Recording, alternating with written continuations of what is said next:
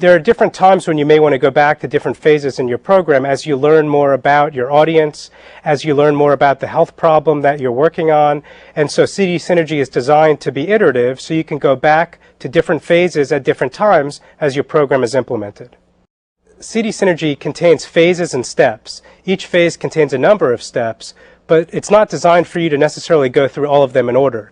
You may find yourself going through different phases and different steps at different times as you're implementing your program, and it's designed to allow you to do that. You can actually treat those steps as a checklist to make sure you've covered all the important pieces while you're developing your program. Social marketing programs actually do take a fair amount of time, but the amount of money that they cost to do really can vary.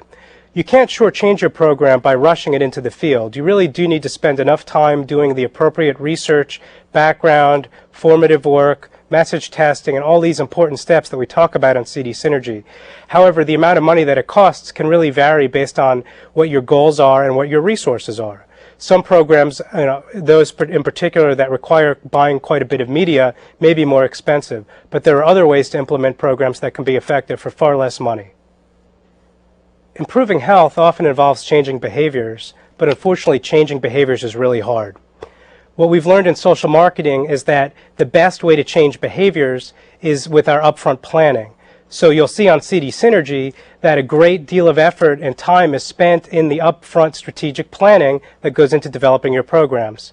But what we found is that if you devote enough energy to this upfront work, behavior change is possible.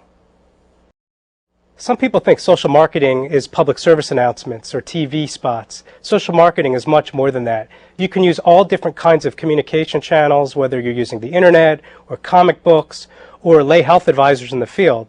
But one of the most important things to remember about social marketing is that the media and the messages don't drive what you do. The audience drives what you do. And what you learn about the audience that you're working with and the health problems you're trying to address will help you make the decisions about whether you should be using the internet or whether you should be using people in the community or any number of other communication channels.